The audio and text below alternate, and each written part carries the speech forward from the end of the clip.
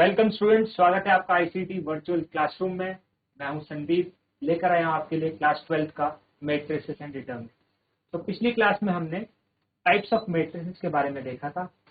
देखिए, types of matrices में हमने पढ़ा था रो मैट्रिक्स, स्केलर में null matrix, row matrix, column matrix, square matrix, rectangular matrix और उसके बाद null matrix, identity matrix, singular matrix. यहाँ तक हम पहुंचे थे। इसके बाद हम पढ़ने जा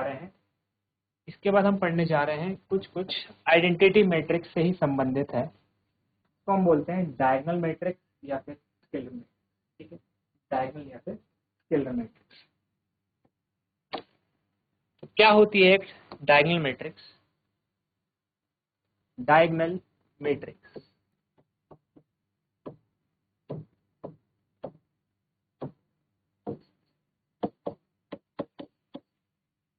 डायगोनल मैट्रिक्स एक ऐसी मैट्रिक्स इसके सारे के सारे लीडिंग डायगोनल के एलिमेंट्स, ये जो लीडिंग डायगोनल के एलिमेंट्स हैं, इनमें कुछ खास बात होती है। क्या खास बात होती है? कि ये जीरो नहीं होने चाहिए, ये नॉन जीरो होने चाहिए। यानी कि अगर ये एक 3x3 की मैट्रिक्स है, इसका एक स्क्वायर मैट्रिक्स होना एक कंपलसरी रिक्वायरमेंट है। स्क्वायर मैट्रिक्स होना एक कंपलसरी रिक्वायरमेंट है, पहली बात।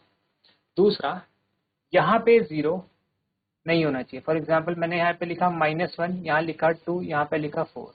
यहाँ जीरो हो सकता है, यहाँ जीरो हो सकता है, यहाँ जीरो, यहाँ जीरो, यहाँ जीरो हो सकता है। तो मैंने अगर लिखा -1 0 0, फिर मैंने लिखा 0 2 0, फिर मैंने लिखा 0 0 4, इस तरह से। तो क्या रिक्वायरमेंट है कि लीडिंग डायगोनल के जो भी एलिमेंट्स हैं वो जीरो, नॉन जीरो। मैं ऐसे भी कह सकता हूँ, a matrix in which all elements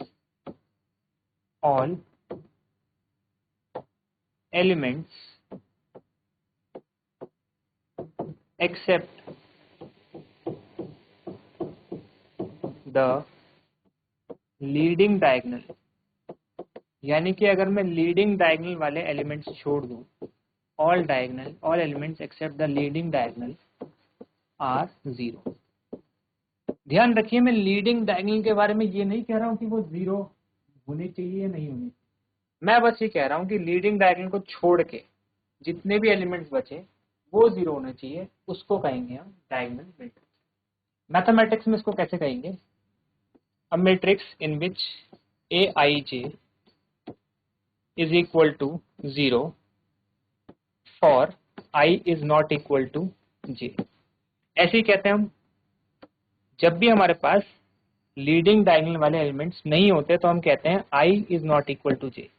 मैंने आपको पिछले लेक्चर में बताया था कि इसको हम कैसे लिखते हैं, a11, इसको लिखते हैं a12, इसको लिखते हैं a13, इसको लिखते हैं a21, इसको लिखते हैं a22, इसको लिखते हैं a23, उसके बाद इसको लिखते हैं a31, इसको लिखते हैं a32 और इसको लिखते हैं a33।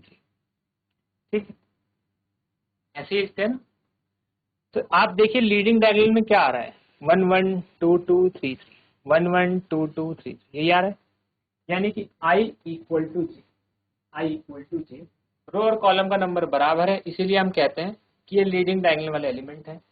जहां रो और कॉलम के नंबर बराबर नहीं है, उसको हम कहेंगे कि वो लीडिंग डायगोनल के एलिमेंट नहीं है। यानी कि I is not equal to J, उसके लिए जीरो होना चाहिए। यहाँ जीरो, यहाँ जीरो, यहाँ जीरो, यहाँ जीरो, यहाँ जीरो, यहाँ। और जो लीडिंग डायगोनल वाले एलिमेंट हैं वो चाहे जीरो हो या फिर ना हो, सब मतलब। तो डायगोनल मैट्रिक्स की क्या कंडीशन है? सारे elements except the leading diagonals are, all elements except the leading diagonals are zero. या आप ये भी कह सकते हैं, यहाँ पे आप ये भी कह सकते हैं, all non diagonal elements are zero, सारे के सारे नॉन डायगोनल एलिमेंट्स जीरो। ये कहना ज्यादा सही रहेगा कि सारे के सारे नॉन डायगोनल एलिमेंट्स जीरो होने चाहिए आपके, क्योंकि फिर डायगोनल एलिमेंट्स के बारे में हम कुछ खास नहीं कह रहे हैं। डायगोनल मैट्रिक्स, डायगोनल मैट्रिक्स का मतलब है सारे के सारे नॉन डायगोनल एलिमेंट्स जो भी है वो जीरो होने चाहिए। डायगोनल एलिमेंट के लिए कोई खास कंडीशन नहीं दी गई। इसके बाद जो हमारी मैट्रिक्स आती है उसको हम कहते हैं स्केलर मैट्रिक्स। ये डायगोनल मैट्रिक्स का ही एक रिफाइंड फॉर्म है। इसमें हम क्या कहते हैं, अ डायगोनल मैट्रिक्स। क्या कह रहा हूं मैं, ये भी एक डायगोनल मैट्रिक्स ही है। और डायगोनल मैट्रिक्स में अभी थोड़ी देर पहले मैंने क्या कहा था, हमने आपको बताया था कि एक डायगोनल मैट्रिक्स क्या होती है जिसमें सारे के सारे नॉन डायगोनल एलिमेंट जीरो होते हैं। तो ये वाली कंडीशन स्केलर में भी लगेगी कि सारे के सारे नॉन डायगोनल एलिमेंट्स को तो आप जीरो रखोगे। यहाँ पे जीरो, यहाँ पे जीरो, यहाँ पे जीरो, यहाँ पे जीरो, यहाँ जीरो, यहाँ zero. A diagonal matrix whose non-diagonal elements are equal। एक डायगोनल मैट्रिक्स जिसके नॉन डायगोनल एलिमेंट्स इक्वल, और नॉन डायगोनल एलिमेंट्स हम यहाँ पे लिख, फॉर एग्जांपल मैं लिख रहा हूँ यहाँ पे -1/2, यहाँ पे भी लिख रहा हूँ -1/2, और यहाँ पे भी लिख रहा हूँ -1/2। सो ये मैट्रिक्स पूरी तरह से क्वालिफाई करती है एक स्केलर मैट्रिक्स कहलाने। कैसे लिख सकता हूँ मैं स्केलर मैट्रिक्स को, कैसे लिख सकता हूँ, ए आई जे equals to 0 for I, aij equals to 0, aij equals to 0 for I is not equal to j, और aij equals to k for I equals to j। मतलब अगर I और j बराबर है, मतलब अगर I और j बराबर है for I equals to j, मतलब अगर I और j बराबर है, अगर आई और जे बराबर है उसको हम क्या कहते हैं, डायगोनल एलिमेंट। और वो डायगोनल एलिमेंट पूरा का पूरा एक कांस्टेंट के बराबर होगा सारे के सारे। और अगर आई और जे बराबर नहीं है, मतलब नॉन डायगोनल एलिमेंट, तो वो सारे के सारे जीरो है।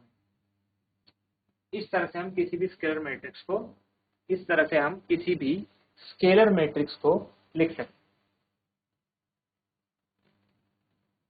चलिए, तो इस तरह से हमने सारी की सारी टाइप्स ऑफ मैट्रिक्स पढ़ ली है। पहली क्या थी हमारी, पहली थी हमारी रो मैट्रिक्स, फिर column matrix, square matrix, rectangular matrix, then null matrix, then identity matrix, उसके बाद सिंगुलर मैट्रिक्स जिसका डिटरमिनेंट जीरो होता है, उसके बाद एक क्वेश्चन किया था हमने इस पे, उसके बाद डायगोनल मैट्रिक्स, और उसके बाद स्केलर मैट्रिक्स। 9 तरह की मैट्रिक्स हमने पढ़ी। इसके बाद हम पढ़ने जा रहे हैं ऑपरेशन ऑन मैट्रिक्स।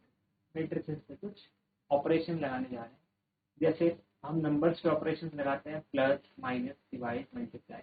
इसी तरह से हम मैट्रिक्स पे भी ऑपरेशन सीखने जा रहे हैं। कैसे दो मैट्रिक्स प्लस हो सकती है, कब दो मैट्रिक्स प्लस हो सकती है, कैसे दो मैट्रिक्स सब्ट्रैक्ट हो सकती है, कब दो मैट्रिक्स सब्ट्रैक्ट हो सकती है, और similarly for likewise for multiplication और एडिशन।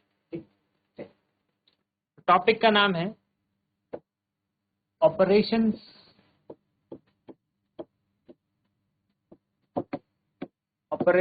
ऑन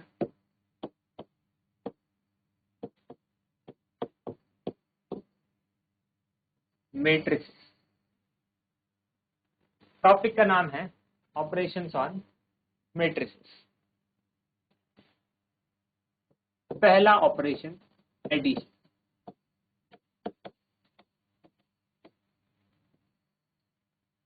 देखिए, दो मैट्रिसेस को ऐड करने का हमारी प्रैक्टिकल लाइफ में क्या यूज है उसका, ये देखते हैं।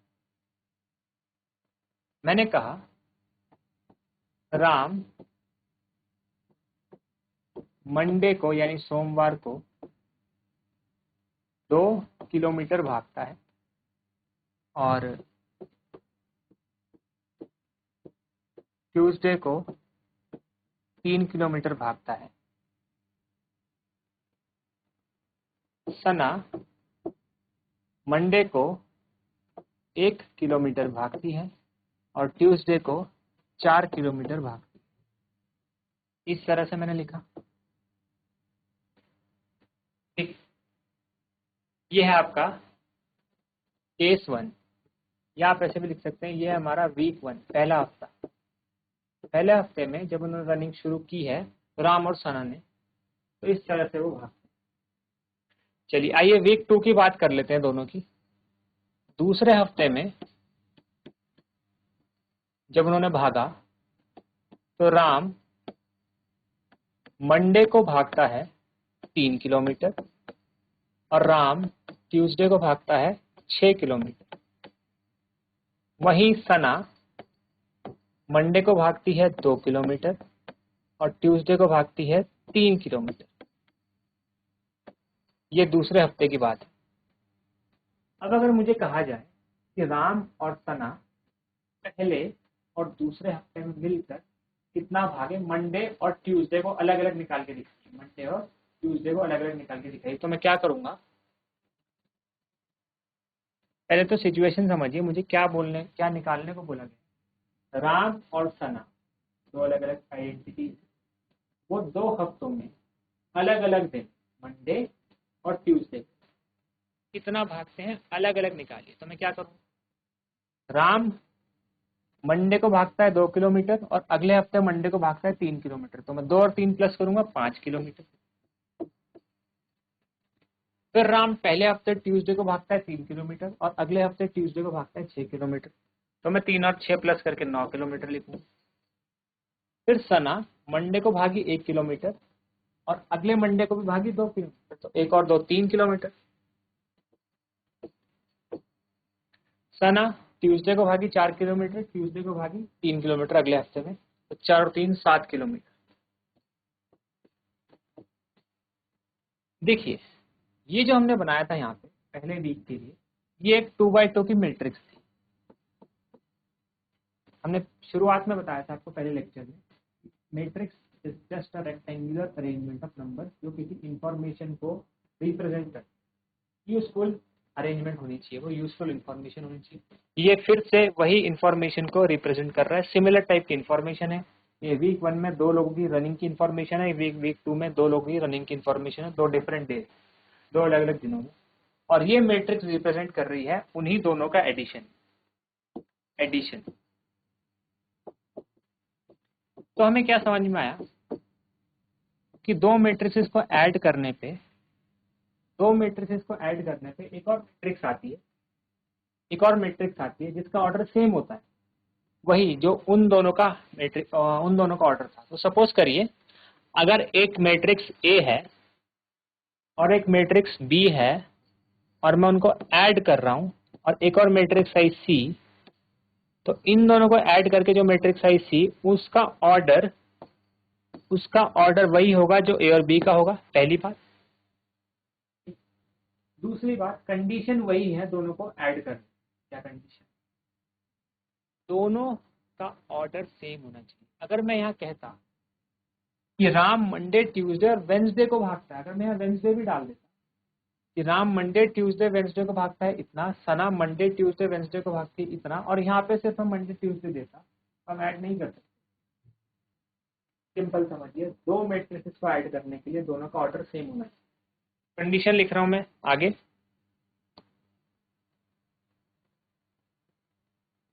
Condition,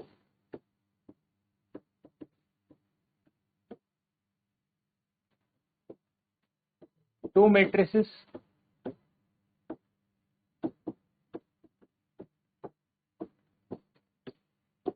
can be added if they have the same order. अगर उनका ऑर्डर सेम है तो तभी वो ऐड की जा सकती है। और जो नई मैट्रिक्स आती है जो नई मैट्रिक्स है उसका भी ऑर्डर सेम। ठीक, चलिए प्रॉपर्टीज पढ़ते हैं कुछ मैट्रिक्स एडिशन की। Properties of matrix addition, properties of matrix addition. पहला, मैट्रिक्स एडिशन कम्यूटेटिव होता है।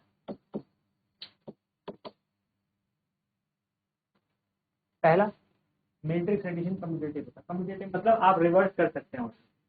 जैसे मैंने कहा दो मैट्रिसेस हैं ए और बी, ए और बी दो मैट्रिसेस हैं। आप चाहे ए और बी प्लस करिए या फिर आप बी और ए प्लस करिए, आप बी और ए प्लस करिए या बी और ए प्लस करिए, आंसर आपका सेम ही रहने वाला है। नंबर्स में भी यही होता है, इसी को कम्यूटेटिव लॉ कहते हैं। दूसरा, एसोसिएटिव।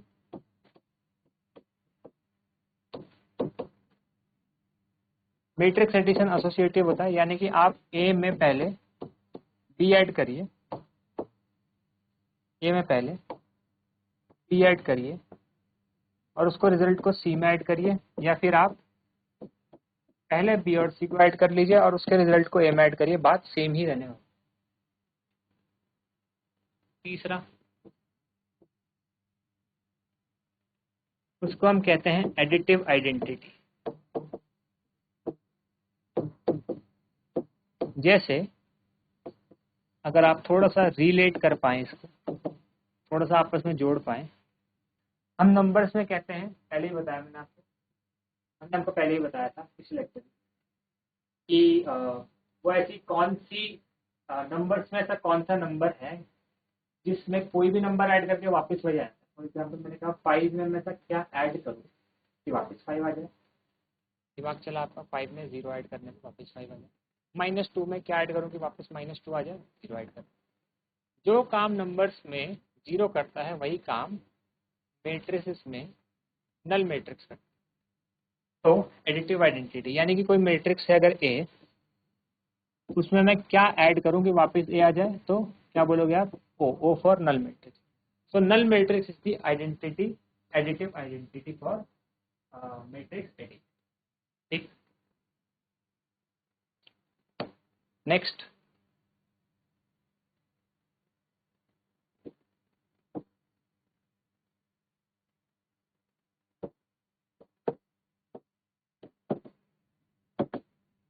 Additive inverse. अगर कोई मैट्रिक्स है आपके पास तो उसका एडिटिव इनवर्स ढूंढना है। एडिटिव इनवर्स का क्या मतलब है, किसी भी मैट्रिक्स में मैं ऐसा क्या ऐड कर दूं कि नल मैट्रिक्स आए। फॉर एग्जांपल आपके पास एक मैट्रिक्स है, मैट्रिक्स ए इक्वल्स टू 2 - 4 0 1, और आप चाह रहे हो कि मैं ए में कुछ ऐड कर दूं, कोई मैट्रिक्स ऐड कर दूं कि मुझे नल मैट्रिक्स मिल जाए। नल मैट्रिक्स का मतलब होता है 0 0 0, यही होता है 0 0 0 0। ठीक, तो अगर मैं कहूँ यहाँ पे 2 - 4 0 और 1 है और इसमें मैं कुछ ऐड करना चाह रहा हूँ, तो जाहिर सी बात है, अभी थोड़ी देर पहले हमने आपको बताया था किसी भी मैट्रिक्स में अगर कोई मैट्रिक्स ऐड हो रही है तो दोनों का ऑर्डर सेम होना चाहिए। यानी कि यहाँ पे अगर मैं कुछ लिखने जा रहा हूँ तो ये सबसे पहले मैट्रिक्स 2/2 का ऑर्डर की होनी चाहिए, 2/2 ऑर्डर की होनी चाहिए ये मैट्रिक्स, ये मैट्रिक्स होनी चाहिए 2/2 ऑर्डर की, यानी कि ए बी सी ऐसे लिख सकते हैं। तो मैं कहना चाह रहा हूँ कि अगर ए में 2 ऐड करूँ, जब हम मैट्रिसेस को ऐड करते हैं, जब हम मैट्रिसेस को ऐड करते हैं तो 3 बातें आपको ध्यान में रखनी है। पहली, दोनों का ऑर्डर सेम होना चाहिए। दूसरी, जो नई मैट्रिक्स आएगी ऐड करके उसका ऑर्डर में वही होगा जो दोनों मैट्रिक्स का ऑर्डर होगा। और तीसरा, कोरिस्पॉन्डिंग एलिमेंट्स ही ऐड होंगे। A11 ऐड होगा A11 के साथ, A22 ऐड होगा A22 के साथ, A12 ऐड होगा A12 के साथ और A22 ऐड होगा A22 के साथ। ठीक है, तो 2 में A ऐड होगा, अगर यहाँ करके दिखाते हैं आपको, 2 में A ऐड होगा तो 0 आएगा। ठीक है, 2 में A ऐड होगा तो 0 आएगा, तो A हो जाएगा आपका 0 - 2 इज इक्वल टू -2। -4 में b ऐड होगा तो 0 आएगा, -4 में b ऐड होगा तो 0 आएगा, यानी कि b का वैल्यू हो जाएगा 4। इसी तरह 0 में c ऐड होके 0 आएगा, यानी कि c का वैल्यू तो 0 ही है। और 1 में d ऐड होके 0 आ रहा है, यानी कि d का वैल्यू -1। तो आपकी ये मैट्रिक्स क्या बन जाएगी, ये मैट्रिक्स बनेगी आपकी a का वैल्यू -2, b का वैल्यू 4, -2 4, c का वैल्यू 0, d का वैल्यू -1 0 -1। ठीक है, -2 4 0 -1। तो आप देख रहे हैं ये मैट्रिक्स और ये मैट्रिक्स एक दूसरे का नेगेटिव ही तो है, हर एलिमेंट एक दूसरे का नेगेटिव। तो कुल मिला के अगर मुझे किसी भी एलिमेंट किसी भी मैट्रिक्स का एडिटिव इनवर्स निकालना है, मुझे कुछ नहीं करना, मुझे बस इसके हर एक एलिमेंट का नेगेटिव ढूंढना। ठीक है, मुझे कुछ नहीं करना, मुझे बस इसके हर एक एलिमेंट का नेगेटिव ढूंढ लेना है और उसको पुट कर देना है वहाँ पे, नल मैट्रिक्स आ जाएगी। अगर नल मैट्रिक्स आ गई तो सिंपल है, उसके बाद अगर नल मैट्रिक्स आ गई तो उसके बाद मेरा काम सिंपल है काफ़ी। नल मैट्रिक्स आ जाने के बाद मैं समझ जाऊंगा कि यही मेरी आंसर है एडिटिव इनवर्स के लिए। एडिटिव इनवर्स का मतलब सिर्फ सिंपल सा इतना होता है, एडिटिव इनवर्स का मतलब सिर्फ इतना होता है कि मुझे एक ऐसी मैट्रिक्स ढूंढनी है इसको ऐड करने के बाद नल मैट्रिक्स यानी कि 0 0 0 0, या फिर मैट्रिक्स के ऊपर डिपेंड करता है कि कितना आना चाहिए, मतलब किस ऑर्डर की मैट्रिक्स होनी। तो हमने ऑपरेशंस और मैट्रिसेस में पढ़ा अभी एडिशन। एडिशन क्या यूजफुलनेस रखता है मैथमेटिक्स में, प्रैक्टिकल लाइफ में। उसके बाद हमने पढ़ा कंडीशन क्या होनी चाहिए मैट्रिक्स की। दो मैट्रिसेस ऐड करने के बाद जो रिजल्टेंट मैट्रिक्स आती है उसका ऑर्डर भी वही होता है जो पहली दो मैट्रिक्स या पहली तीन मैट्रिक्स का हुआ। अच्छा, तीन मैट्रिसेस को भी आप ऐसे ऐड कर सकते हैं, चार मैट्रिसेस को भी आप ऐसे ऐड।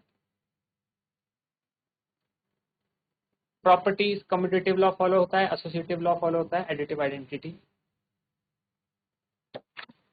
और उसके बाद एडिटिव इनवर्स। ऑपरेशंस और मैट्रिसेस की एक खास बात है, ऑपरेशंस और मैट्रिसेस की खास बात यह है कि आप यहाँ पे आपको इक्वालिटी के बारे में भी पता चलता है। आपको इक्वालिटी के बारे में ये समझ में आता है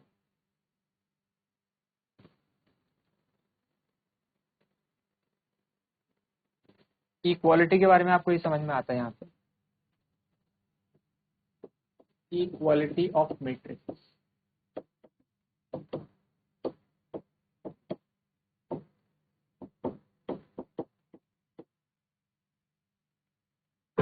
कि दो मैट्रिसेस की इक्वालिटी हम तभी एस्टेब्लिश कर सकते हैं जब पहली मैट्रिक्स का एक एलिमेंट और दूसरे मैट्रिक्स का एक एलिमेंट कोरस्पॉन्डिंगली आपस में इक्वल। जैसे अगर मैं कहूं यहाँ पे एक मैट्रिक्स है जो 2x2 ऑर्डर की है और यहाँ पे एक मैट्रिक्स है जो 3x2 ऑर्डर की है, ये पॉसिबल ही नहीं है कि ये दोनों मैट्रिक्स इक्वल हो। तो पहला कंडीशन क्या है, ऑर्डर सेम होना चाहिए। ठीक है, तो मैंने ऑर्डर सेम रखा है यहाँ पे। ऑर्डर को सेम रखने के बाद मैंने कहा कि यहाँ -1 है, यहाँ 4 है, यहाँ 2 है और यहाँ फिर से 1। और अगर मैं यहाँ, ठीक है, मैं यहाँ p रख रहा हूँ, यहाँ मैं x² रख रहा हूँ, यहाँ p रख रहा हूँ, यहाँ पे मैं रख रहा हूँ x², यहाँ मैं रख रहा हूँ cos थीटा और यहाँ मैं रख रहा हूँ sin थीटा। इस पूरे सवाल में सब कुछ ठीक है मैथ्स के हिसाब से। देखिए p का वैल्यू 4 हो सकता है, p सपोज एक कांस्टेंट है जिसका वैल्यू 4 हो सकता है, x² का वैल्यू 1 हो सकता है। अगर x एक नेचुरल नंबर है जिसका स्क्वायर करके 1 आ सकता है, क्योंकि स्क्वायर करके पॉजिटिव तो आ ही सकता है। साइन थीटा का वैल्यू 2 हो सकता है। अच्छा, कॉस थीटा का वैल्यू -1 हो सकता है, क्योंकि हम ट्रिग्नोमेट्री में पढ़ते हैं कि cos theta is greater than equal to -1 is less than equal to +1। तो ठीक है, -1 तो आ सकता है। कॉस थीटा की वैल्यू अगर मैं 180 रख दूं तो हम कॉस 180 -1 हो जाता है। लेकिन ये वाला जो एलिमेंट है sine theta equals to 2, sine theta equals to 2, ये बड़ी प्रॉब्लम क्रिएट कर रहा है मेरे। हम जानते हैं साइन थीटा कॉस थीटा के बारे में, साइन थीटा माइनस वन से छोटा नहीं हो सकता, वन से बड़ा नहीं हो सकता, इसीलिए ये दो मैट्रिसेस कभी इक्वल नहीं हो सकती, क्योंकि यहाँ पे साइन थीटा और यहाँ पे टू, तो दो मैट्रिसेस तभी इक्वल हो सकती है जब पहला उनके ऑर्डर इक्वल और दूसरा उनके हर एक एलिमेंट इक्वल हो कोरिस्पॉन्डिंग है, यानी कि A21 और यहाँ पे भी जो A21 है वो इक्वल होना चाहिए। बेसिक कॉन्सेप्ट हमें बताता है कि ये A21 और A21 यानी कि साइन थीटा और टू कभी इक्वल हो नहीं सकते और एनी वैल्यू ऑफ थीटा, तो यहाँ पे इक्वालिटी इंट्रोड्यूस नहीं हो सकती, ये नॉट इक्वल टू कभी भी इक्वल नहीं हो सकता, basic logic not equal, this is always not equal. ठीक, चलो आगे बढ़ते हैं।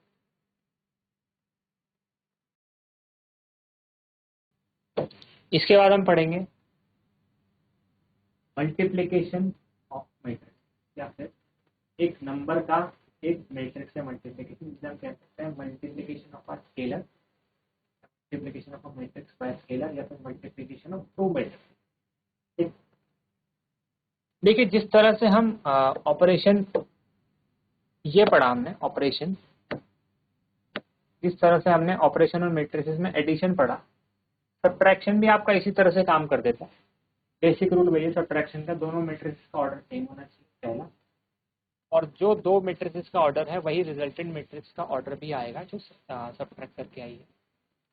तीसरा सब्ट्रैक्ट भी वैसे ही करना है, कोरिस्पॉन्डिंग एलिमेंट्स को आपको सब्ट्रैक्ट करना है, जैसे A11 से सब्ट्रैक्ट होगा A11, A21 से सब्ट्रैक्ट होगा A21, A22 से सब्ट्रैक्ट होगा A22 और A12 से सब्ट्रैक्ट होगा A12। इतना ध्यान में रखना है आपको, बाकी सब कुछ सेम है, सब्ट्रैक्शन में आपको और कुछ नहीं था। तो आइए हम देखते हैं मल्टीप्लिकेशन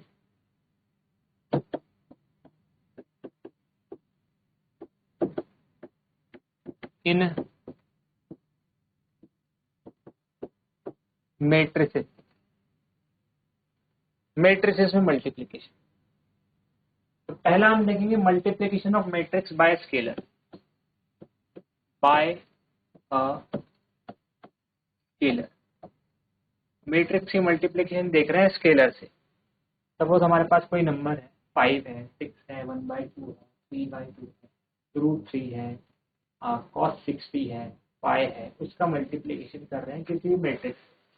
सबसे पहले क्या रूल है, फॉर एग्जांपल हमारे पास एक मैट्रिक्स है 2/3 की, यहाँ लिखा है हमने A B C D E F, तो यहाँ पे 2 रो है और 3 कॉलम्स है, और बाहर एक स्केलर क्वांटिटी है K। स्केलर मतलब एक नंबर है बेसिकली K, वो मल्टीप्लाई हो रहा है एक पूरी मैट्रिक्स। तो क्या होगा, K हर एक एलिमेंट से मल्टीप्लाई होगा और यहाँ पे हमें रिजल्ट मिलेगा KA, KB, KC, KD, KE और KF, और ये हो जाएगा अगेन आपका 2/3। यानी ऑर्डर तो बिल्कुल चेंज नहीं हो रहा, बस नंबर जो है, जो स्केलर है, वो हर एक एलिमेंट ऑफ द मैट्रिक्स में मल्टीप्लाई हो जा रहा है। क्या एग्जाम्पल लेते हैं एक पर्टिकुलर, फॉर एग्जाम्पल मेरे पास है 1/2 और यहाँ पे आपका 0, -4, 6, 2, 9, 7। ठीक, तो आंसर क्या मिलेगा मुझे, यहाँ मिलेगा मुझे 0, -2, 3, 1, 9/2 और 7/3। ठीक, चलिए आगे, multiplication of two matrix.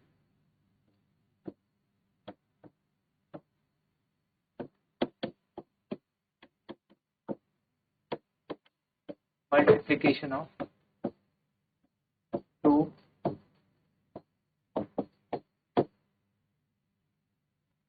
Matrices, दो मैट्रिसेस का मल्टीप्लिकेशन।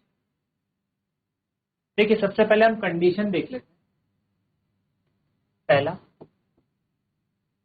सपोज करते हैं आपके पास एक मैट्रिक्स है A, एक मैट्रिक्स है B, और इनको मल्टीप्लाई करने के बाद एक मैट्रिक्स आती है जिसको हम C नाम दे रहे हैं फिलहाल के। तो अगर मैं ए के रो और कॉलम को m बाय n से रिप्रेजेंट कर रहा हूँ, इसका ऑर्डर है m बाय n, मतलब ए के m रोज हैं और n कॉलम है। तो सबसे पहली जो कंडीशन है वो ध्यान में रखनी है, पहली मैट्रिक्स जो हम मल्टीप्लाई कर रहे हैं, तो मैट्रिक्स मल्टीप्लिकेशन में ऑर्डर बड़ा इंपॉर्टेंट। देखिए आप एडिशन में a प्लस बी करिए या b प्लस ए करिए, आंसर आपको सेम रहने वाला है। सब्ट्रैक्शन में हालांकि नंबर्स में आपको समझ में आ रहा है, आप 5 प्लस 7 करिए या 7 प्लस 5 करिए, आंसर सेम रहेगा। हाँ, 5 माइनस 7 और 7 माइनस 5 दो अलग अलग आंसर देंगे, तो ऑब्वियसली थोड़ा सा अगर हम कॉमन सेंस यूज करें तो सब्ट्रैक्शन में कम्यूटेटिव लॉ फॉलो नहीं होगा, चाहे वो नंबर्स हो या मैट्रिक्स। एडिशन में कम्यूटेटिव लॉ फॉलो हो जाएगा, ऑर्डर सेम होगा। यहाँ पे क्या होगा, मल्टीप्लीकेशन ऑफ टू मैट्रिक्स में अगर मैं पहले मैट्रिक्स के ऑर्डर को m बाय n लिखूं और दूसरे मैट्रिक्स के ऑर्डर को मैं ध्यान में रखूं, मल्टीप्लाई करने के लिए सबसे पहली कंडीशन ये है कि इसका जो कॉलम है उतने ही सेकंड मैट्रिक्स के पास रो होने चाहिए, उतने ही सेकंड मैट्रिक्स के पास रो होने चाहिए। तो अगर इसके पास n कॉलम्स है तो b के पास n रोज होने चाहिए, ठीक है।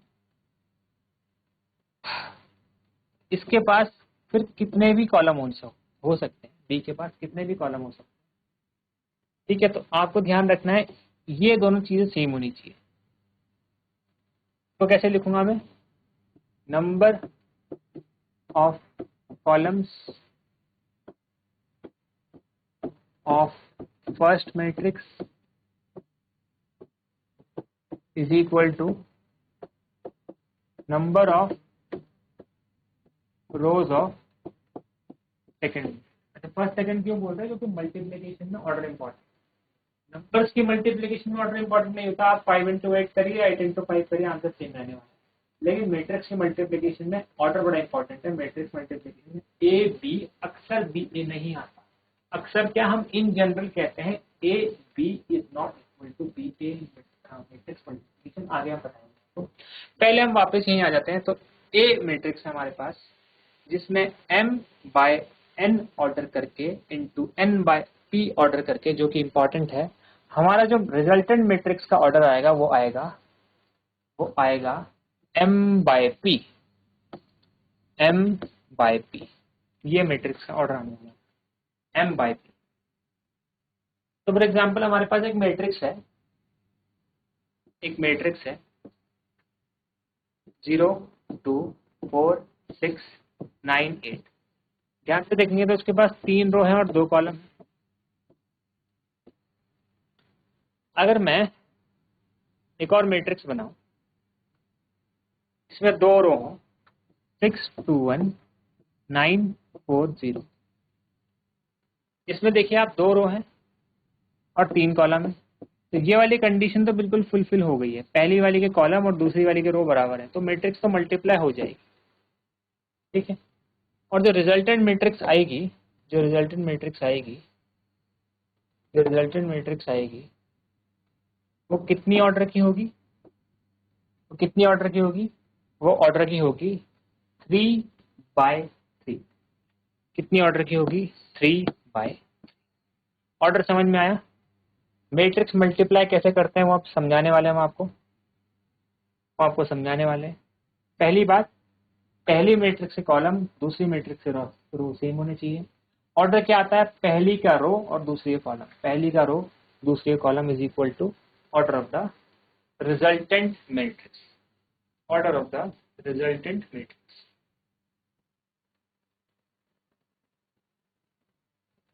तो इस चीज को आप ध्यान में रखेंगे सबसे पहले। तो यही आपका बेस बनाएगा मैट्रिक्स मल्टीप्लिकेशन। मैट्रिक्स मल्टीप्लिकेशन के लिए बेस बहुत इंपॉर्टेंट है। कुछ चीजें और आप ध्यान में रखेंगे, जैसे कि properties of matrix multiplication.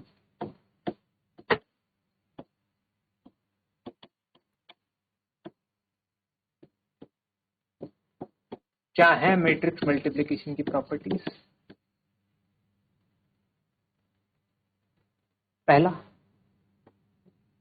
Matrix multiplication commutative नहीं होती, नॉट कम्यूटेटिव।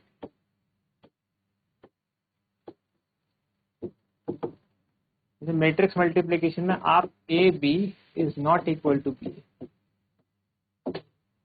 इन फैक्ट कभी कभी तो ये भी हो जाता है कि अगर एक मैट्रिक्स ए है और मैट्रिक्स बी है, आप ए इंटू बी करो, ठीक है, आंसर आ रहा है, क्योंकि ए और B A into B defined तो है। सपोज मैंने लिखा ए एक मैट्रिक्स है जिसका ऑर्डर है 2/3 और बी एक मैट्रिक्स है जिसका ऑर्डर है 3/2, तो इसके कॉलम और इसके रो सेम है 3/2 3/2, तो ये डिफाइंड है, डिफाइंड। लेकिन अगर मैं वापस करने जाऊं बी इंटू ए, तो ये है 3/2 और ये है 2/3, 3/2 और ये है 2/3, 3/2 और 2/3। इस केस में यहाँ पे कॉलम और यहाँ पे रो डिफाइंड है, डिफाइंड है। अगर मैं यहाँ पे 3 रख के चलता, बी को 3/3 ऑर्डर का रख के चलता, तो यहाँ पे 3 और 2 इक्वल नहीं था, तो आप देखते B cross A, B into A not defined हो जाता। तो हम क्या मान के चलते हैं कि मैट्रिक्स मल्टीप्लिकेशन में हर बार अगर ए बी डिफाइंड है तो B A needs not be defined, जरूरी भी नहीं है कि बी ए डिफाइंड होगी। तो मैट्रिक्स मल्टीप्लिकेशन की प्रॉपर्टीज को हम यहीं पर रखते हैं। नेक्स्ट लेक्चर में हम देखेंगे कि मैट्रिक्स मल्टीप्लिकेशन और क्या क्या प्रॉपर्टीज आपको दिखाता है। तब तक के लिए थैंक यू।